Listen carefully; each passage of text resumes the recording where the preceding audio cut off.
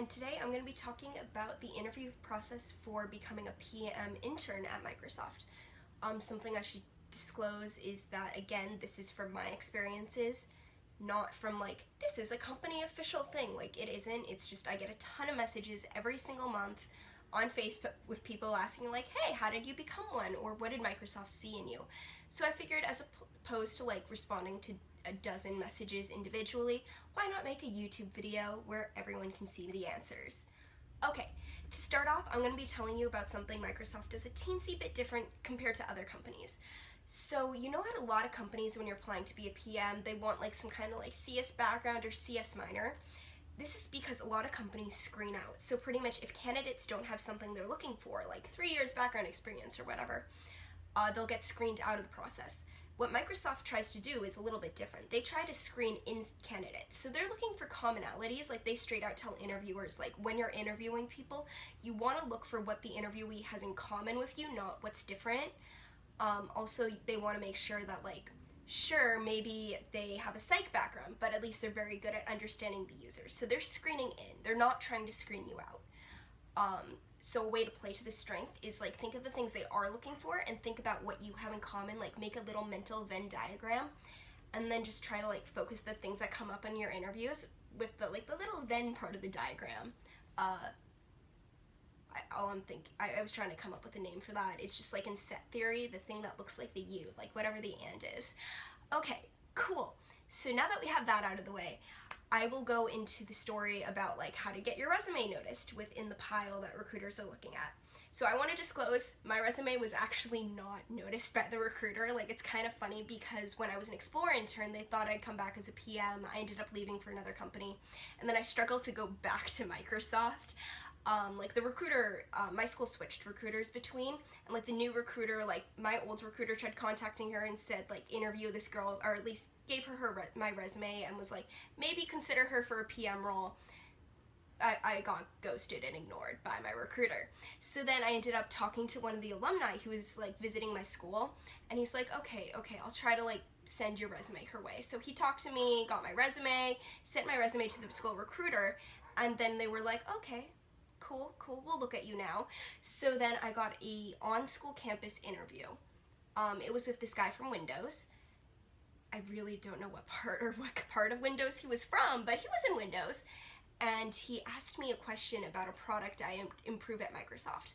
And then I was like, oh, I do something about like the accessibility of Office, or one of the Office tools. And he's like, I know nothing about Office, so I'm gonna have you talk about improving the accessibility of Windows, or at least like, if you were on the accessibility team at Windows, what do you think they do when planning a product?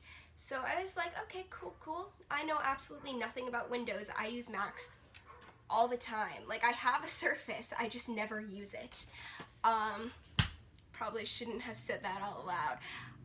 During my internships, I used Surfaces.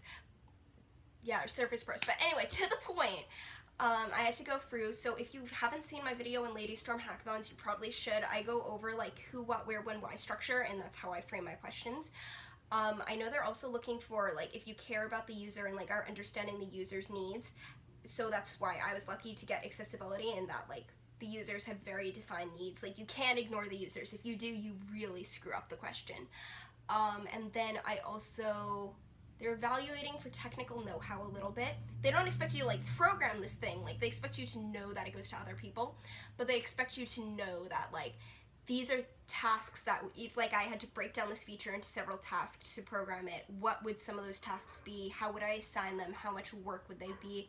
Like, would they take a week to do? Would they take an hour to do? Yeah, so that kind of thing. Then I ended up hearing back really fast that I'd made it to the next round, but they didn't book my next round until like less than a week before my actual interview. I remember it because like it was sorority Big Little like crafting week, and like I had this like 4-page Google Doc like ready to of all the things I do for my little, and then they were like, yeah, we need you to like uproot, go to Seattle for like 3 days, finish your interviews, and I'm like, cool. So I ended up going to Seattle. It was 40 degrees in November, so like there's a company secret that I won't, well, it's not a company secret, it's more of like a Rebecca secret about the company that I can't reveal yet, but pretty much it's pretty good to get your interviews in November because you get extra sales. I'll explain the sales of what in another video. But to the point, it was 40 degrees. And like, I knew it'd be 40 degrees. And for some reason I was like, okay, so that means like a skirt plus like a sweater and a shirt, like I'll be fine. I was freezing. I even wore pants out one day and it was still cold. So I ended up like buying a ton of tights at Ross the day before. I went little shopping, went down the aisles. I literally picked up a popcorn bucket and was like, cool, this will be my airplane carry-on on the way back. Got so many weird looks on the airplane with my giant tub of popcorn as a carry-on. That's a different story though. But anyway, it was cold. So definitely dress for the weather. Like, I don't own pants. Like, I think I own one pair. I never wear it. So if I end up working at Microsoft full time, I'm gonna need to buy pants. But again, different story. But back to the interviews. I ended up having my on-site. It was strange because in the morning, you meet everyone who's interviewing that day. It was mostly all interns. I didn't see any full-time interviewers that day, which I have when I was interviewing for Explore. I met a couple full-timers. But again, didn't see anyone interviewing for full-time. It was, but I did see people interviewing for SWE, the mock program, and PM. Oddly enough, the SWE people would talk to me. They were really nice. I talked to them. It was fun. But the other people interviewing for PM were like so focused on getting ready for their interviews that they wouldn't talk to each other, which I found super ironic considering how outgoing many PMs are. Again, you don't need to be outgoing to be a PM. Of course, like, your PM style can be based off your personality. Like, you can mold the role. That's why I love it so much, is you can really shape it to be your own. However, again, no one is talking to each other. So that morning, something I actually didn't like about the process was both for round one and kind of like my on-sites is they weren't really good about accommodating my disability, which is like accommodation, which was that I get time and a half on tests and exams. They told me there was zero way for that to happen for my school on-site, and if I wanted to do it, I would just like have to go and like hopefully I got all the questions done, which I did, but again, it was tight. They did say like if I absolutely needed time, they would try to make it during the on Microsoft campus interviews. I ended up not needing it because I mostly need it for like if I have a programming question, yeah, I'll definitely need it. But if it's like just chatting to someone, you really can't tell because I'm fairly good about hiding my disability. Again, you don't have to, it's just by my nature.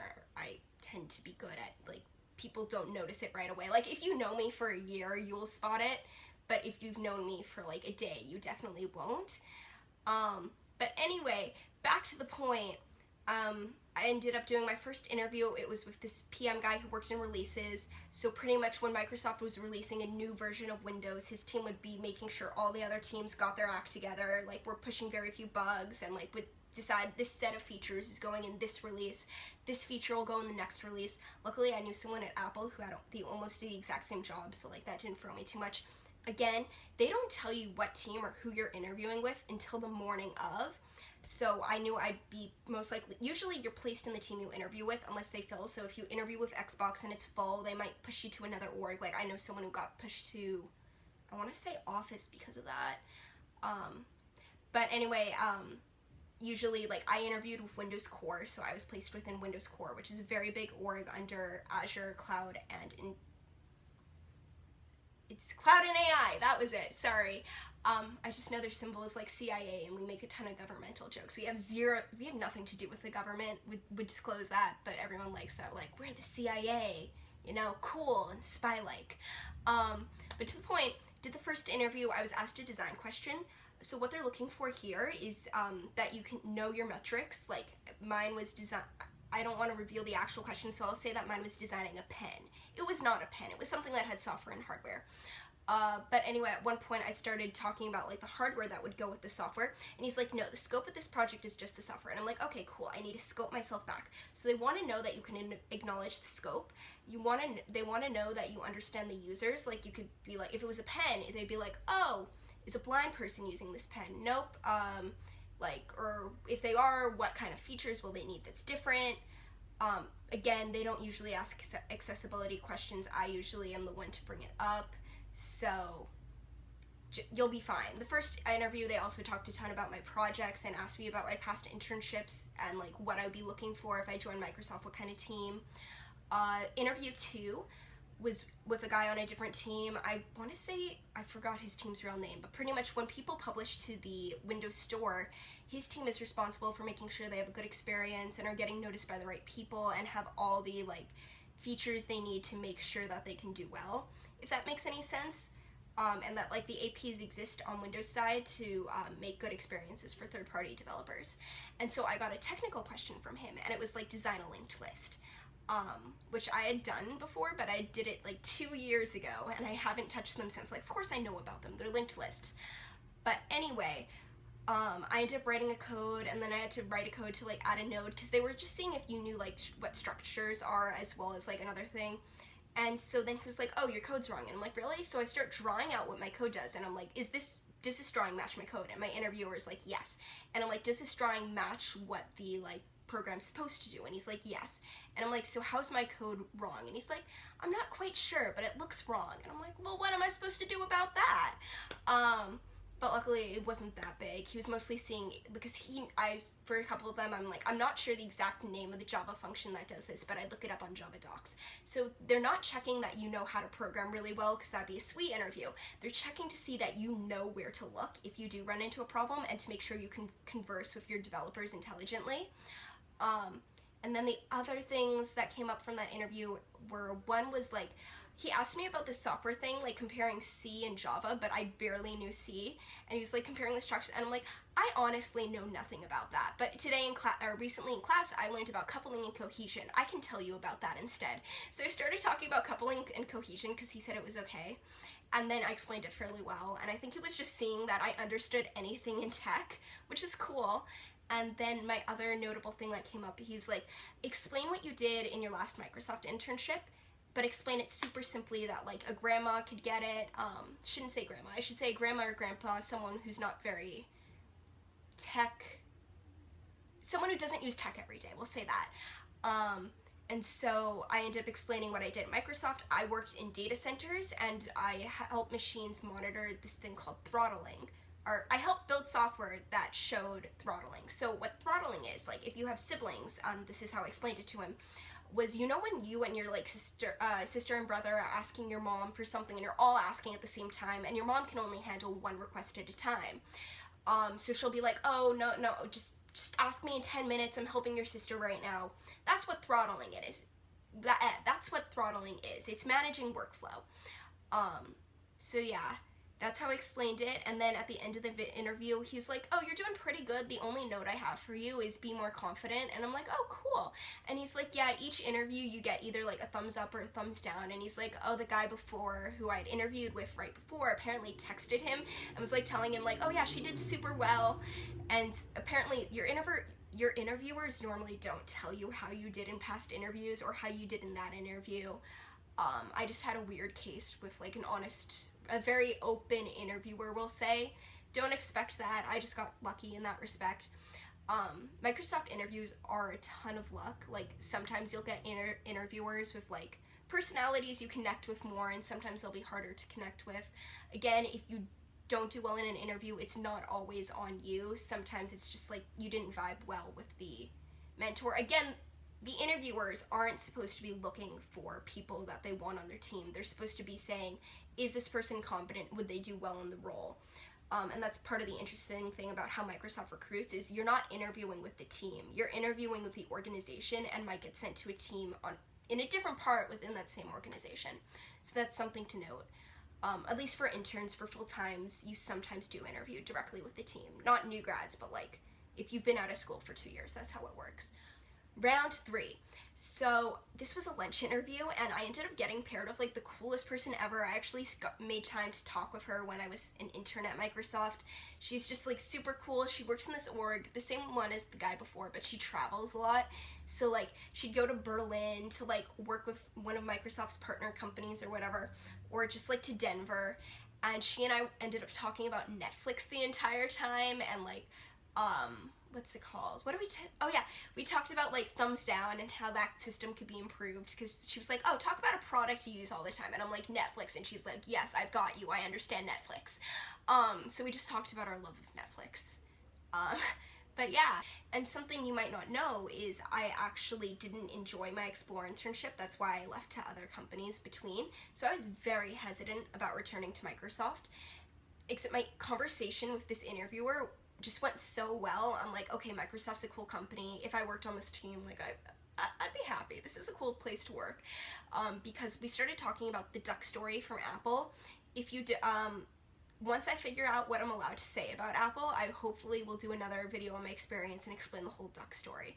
But anyway, she had this cool like experience, and she was like, oh yeah, our team did something similar with yogurt covered raisins. And I'm like, really? And so she went into the story. Tangent, you can fast forward for this part. It's not at all related to the Microsoft interview experience. It's just a really great story. So she had this teammate who once took someone's yogurt covered raisins off someone's desk and felt so guilty about it that he sent out an email to the entire team apologizing. And then after everyone started leaving him yogurt covered raisins on his desk, so he sent out like another email to the entire team and was like, guys, I don't like yogurt covered raisins that much. You guys can stop if you want. And then after his, because he's in the traveling team, he went to go to Stockholm to meet Spotify people with like 5 other people from Microsoft, from a different team.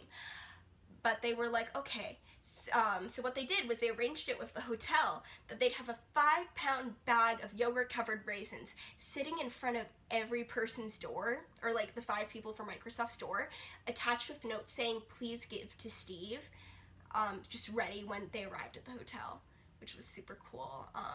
And that was like, maybe, yeah, I'd like Microsoft. Yeah, it was fun.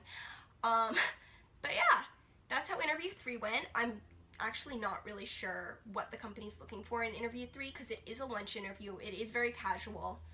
I think they pay for your lunch, but if they don't, you might want to bring $10. You can get anything at Microsoft for under $15 for lunch. The other thing is they tend to pace it so it's not during like a normal lunch hour, because normally lunch at Microsoft is like 12 to 1. So they usually do it like 1 to 2, so it would be quiet enough to hear your interviewer. But yeah, it was a fun meeting. Then the very next one, I ended up having an interview with a GM at Microsoft. Now GMs are like the level below VP. And so she's been there like 25 years. You could tell she was powerful because she had a corner office with windows. Something that's important to note about Microsoft is like very few offices have windows. It's like a sign of seniority and power if your office has a window. Like everyone's running on Windows, but like the buildings don't have any, which might be a thing you want to look into if you're debating working at Microsoft. But to the point, I did my final interview with this woman. We ended up talking about a project I had worked on about like designing a software hardware thing for people with autism, and she was like, okay, so what do you need to consider with people using this product? And so I ended up like talking about like sensory issues and how it had to be super soft and how I couldn't have any like bright noises or sudden noises or lights because that might scare users. And then what else did we talk about? Oh yeah, she also was like, how would you break this down now that you have like the general parameters? What are some features? How would you test those features? For every question that they ask you metrics on, which also came up in my first interview, they want to know what metrics would evaluate success as well as how would you test for success.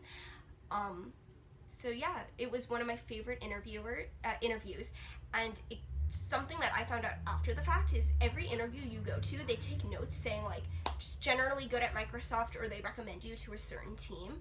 The teams I found out I was getting recommended to were accessibility, which shouldn't surprise anyone based off my interviews. The traveling one, DXP I want to call them, I'm really not sure if they're called that.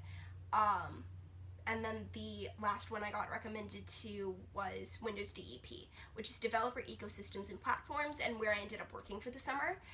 I honestly had no idea why I was there until I ended up meeting with the GM who recommended me to, she didn't recommend me to Microsoft, but she like gave me the thumbs up in my interview. And I was like, hey, how did I end up here? And she's like, oh, I recommended you there on purpose. And I'm like, really?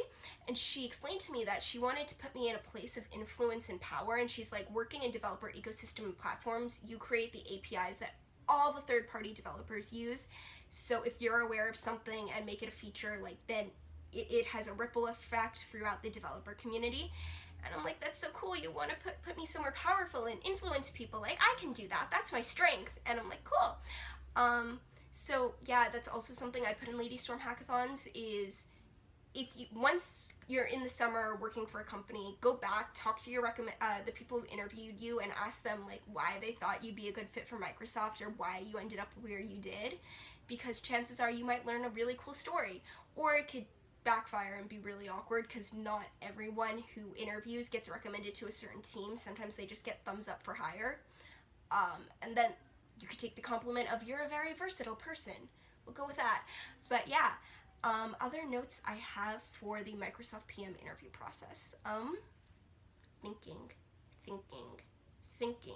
Something else I wanted to cover in this video is if you are a Explore intern trying to return as a PM, they end up doing mock interviews with you like halfway through your internship. And I ended up doing the mock interview, and mine was like design a train for this small community, or a train stop for this small community.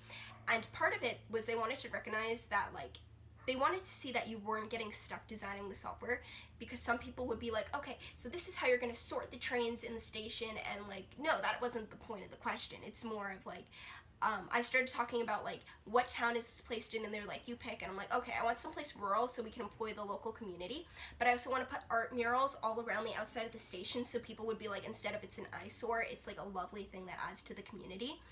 I ended up doing really well in that interview. Other example questions I've heard from the mock interviews were someone was like, talk about Twitter and a feature you would add to Twitter or improve about Twitter. But then for your actual PM interviews, I actually helped one of the Explore interns I knew when I was a PM intern prepare for hers. So we did a whole bunch of like product planning questions and just answered those. And then she ended up going through like 2 or 3 rounds of interviews with PMs from different parts of the company. Obviously, if you are an Explore intern, you do have a lot of say in the team you do return to, or like you could say, I'm interested in being a PM intern on these certain teams. It's slightly harder to switch orgs. I know Xbox has their own internal transfer in thing.